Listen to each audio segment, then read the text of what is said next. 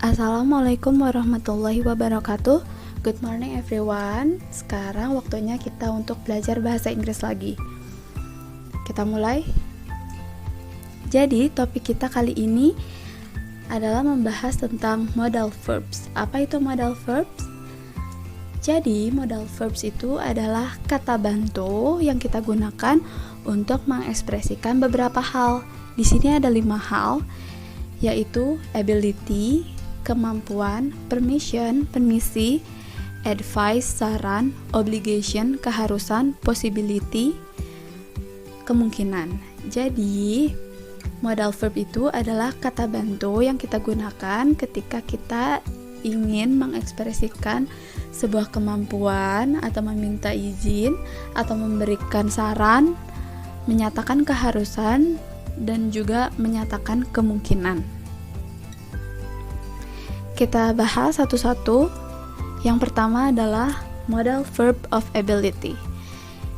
Jadi, untuk menyatakan kemampuan, kita bisa menggunakan kata bantu can dan could. Contohnya, David can speak 3 languages. David bisa berbicara 3 bahasa. Kemudian menggunakan could, he could fluent French when he was 5. Dia bisa lancar berbahasa Prancis ketika dia berumur 5 tahun. Di sini terdapat perbedaan fungsi dari can dan could, yaitu walaupun sama-sama artinya dapat atau mampu, tapi penggunaan can digunakan ketika kita menyatakan kemampuan di masa sekarang atau penggunaannya dalam present tense. Sedangkan could digunakan ketika kita menyatakan kemampuan di masa yang lalu atau past tense. Kemudian yang kedua, modal verb of permission. Kata bantu yang kita gunakan ketika kita meminta izin. Selain untuk menyatakan kemampuan, can dan could juga bisa kita gunakan ketika kita meminta izin. Selain can dan could, juga kita bisa menggunakan kata bantu may. Contohnya untuk penggunaan can I sit in that chair please? Bisakah saya duduk di kursi itu tolong?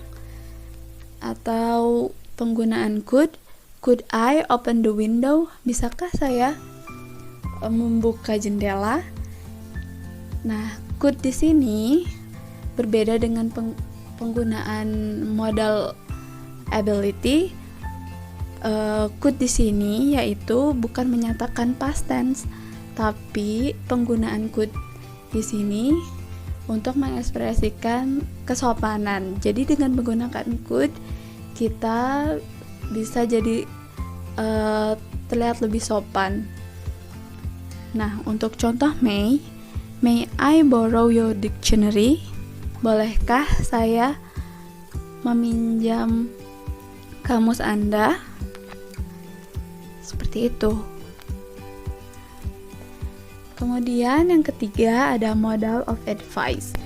Untuk memberikan masukan atau saran, kita bisa menggunakan kata bantu should. Contohnya, you should visit your dentist at least twice a year. Kamu seharusnya mengunjungi dokter gigi setidaknya setahun 2 kali. Atau, you should try to learn computer. Kamu seharusnya mencoba untuk belajar komputer.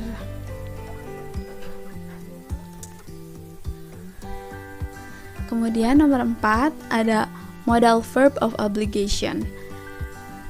Penggunaan kata bantu untuk menyatakan sebuah keharusan. Untuk menyatakan sebuah keharusan, kita bisa menggunakan must dan juga have to.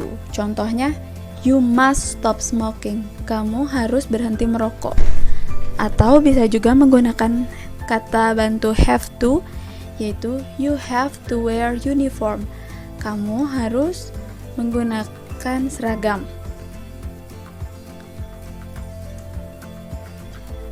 Kemudian yang terakhir ada modal verb of possibility, yaitu kata bantu yang menyatakan kemungkinan.